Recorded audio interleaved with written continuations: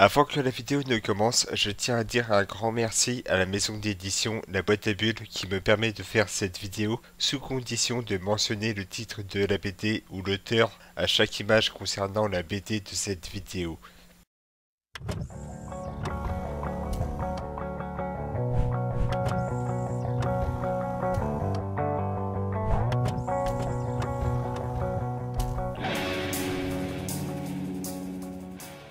Salut à tous, la bande dessinée est une forme d'art qui permet souvent d'inventer des histoires fictives accompagnées de dessins.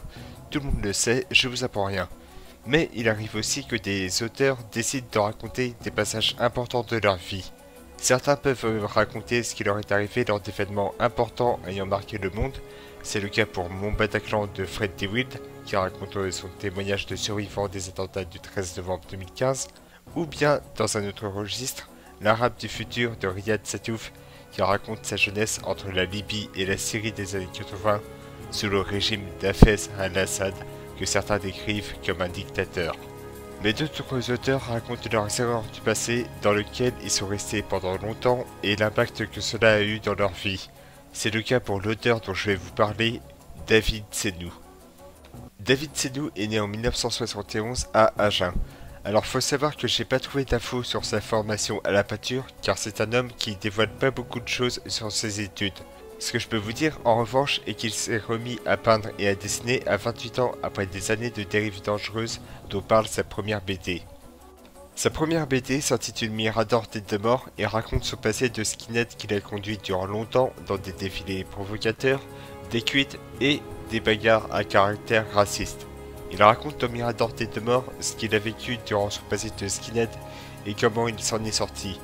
Aujourd'hui âgé de 47 ans, il a fait une croix sur son passé après s'être rendu compte qu'il était ni raciste ni nationaliste. Il est désormais aide-soignant, marié et père de famille. Cette BD sera l'album que j'ai choisi pour cette vidéo car elle contient énormément d'éléments pour en faire un très beau film sur ce sujet si tabou qui est l'univers des skinheads. Dans cette BD, nous suivons Sam, un jeune skinhead qui habite dans le Lot-et-Garonne et dont la vie se résume aux défilés choquants avec ses potes, aux cuites dans des concerts de rock anticommunistes et aux embrouilles avec tout ce qui ne porte pas de nationalité française. Sauf qu'un jour, il se retrouve en tôle après avoir appris qu'il était accompagné d'un de ses amis qui a commis un meurtre. Et c'est comme ça qu'il se remémore son passé. L'univers des skinheads est quelque chose qui fait peur et qui fascine le cinéma. Il existe beaucoup de films qui évoquent ce monde rempli de mecs amoureux de crâne rasé et de Doc Martens au lacets blancs. Parmi les films qui parlent du mouvement skinhead, on pense surtout à American History X, film très choquant qui m'a profondément marqué par sa brutalité, son personnage principal et le message qu'il génère à la fin. Si vous l'avez pas vu, je vous le recommande. En France, il faudra attendre 2015 et le film Un Français réalisé par Diastème pour voir un skinhead fictif de chez nous. Marco, c'est un mec qui déteste les étrangers et qui traîne avec d'autres skins. Durant 20 ans, nous verrons petit à petit comment il va se débarrasser du milieu skinhead et l'impact que cela aura dans sa vie. Bien que terriblement court, Un Français est un film intéressant qui a un thème provocateur et a généré une polémique accusant le réalisateur et Alban Lenoir, l'acteur qui joue Marco, d'être des sympathisants envers les skinheads néo-nazis, ce qu'ils ont toujours nié. Et le pire de la polémique est que Alban Lenoir a reçu des menaces de mort pour avoir accepté ce rôle. Mais cela s'est calmé et n'a pas entaché sa carrière car c'est un superbe acteur. Revenons à la BD Mirador tête de mort qui pourrait être un excellent film pour l'aspect sincère qu'il en ressort sur l'univers des skinheads.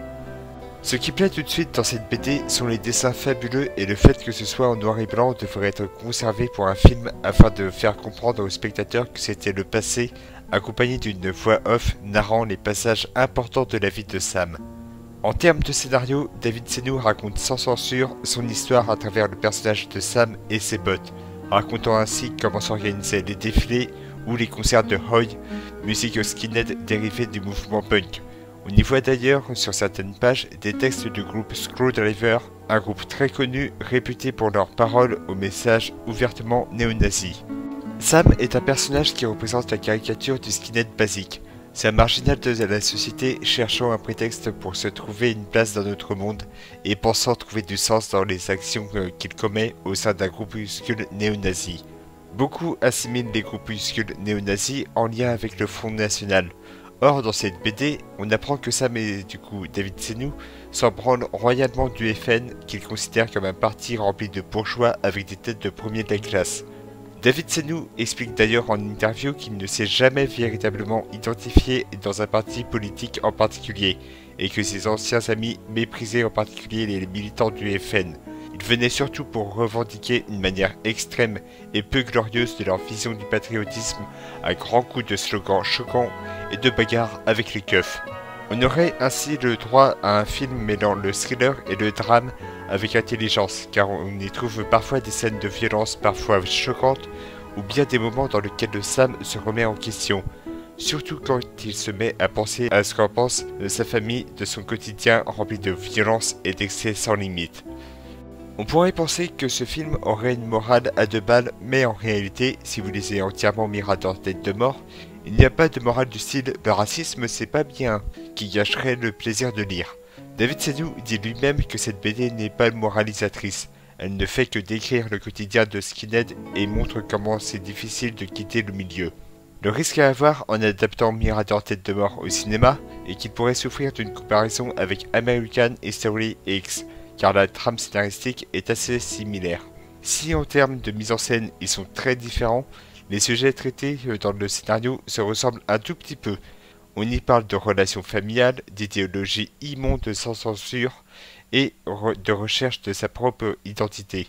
Mais ceux qui n'ont pas lu ce bouquin en ayant vu American History X pourraient néanmoins y trouver un ersatz du film de Tony Kaye, mais se déroulant en France de manière complètement différente.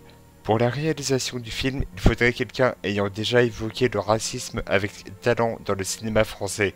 Si le réalisateur Diastème a montré dans un français l'envie de s'en sortir quand on est un skinhead, il n'a fait que évoquer rapidement la fascination qu'éprouvent les néo-nazis pour l'extrême droite. Un réalisateur ayant déjà parlé d'univers urbain ferait bien l'affaire, car c'est dans la rue qu'est venu le mouvement skinhead et s'est petit à petit mis en quête d'identité et de principes racistes. Un réalisateur s'intéressant à ce milieu serait d'ailleurs très bien taillé pour concevoir un film sur Mirador Tête de Mort. Avant de se quitter, voici d'autres BD de l'auteur David Sennou à découvrir absolument afin de se rendre compte à quel point sa vocation c'est le dessin et raconter des histoires. En premier, sa deuxième BD appelée Panthers in the Hall qu'il a conçue avec son frère Bruno Sennou et en partenariat avec Amnesty International. Cette BD raconte l'histoire vraie de 3 prisonniers membres des Black Panthers, emprisonnés pendant 40 ans dans la prison d'Angola, réputée pour être une des pires prisons américaines. On découvre ainsi ce qui les a conduits derrière les barreaux et la manière dont ils ont surmonté les épreuves et sont devenus des icônes pour la culture afro-américaine. La seconde BD est sortie récemment et s'appelle Injuste, racontant la vie de l'arrière-grand-père de David Sennou, qui avait risqué sa vie en hébergeant une famille de juifs durant la Seconde Guerre mondiale, et le nom de Juste est d'ailleurs donné à ceux qui ont sauvé des juifs de la barbarie nazie. J'ai une très grosse préférence envers Injuste, car David Sennou s'est vraiment surpassé dans une technique en noir et blanc très soignée, avec une histoire particulièrement touchante. J'espère que cette vidéo vous aura plu. Encore une fois, un sincère merci à la maison d'édition La Boîte à Bulles, ce qui me fait ma première vidéo autorisée par l'éditeur ou l'auteur. Vous pouvez me suivre sur Facebook, le lien est en description. Pensez à vous abonner si ce concept vous plaît bien sûr. Je vous dis à bientôt et pensez à lire de temps en temps.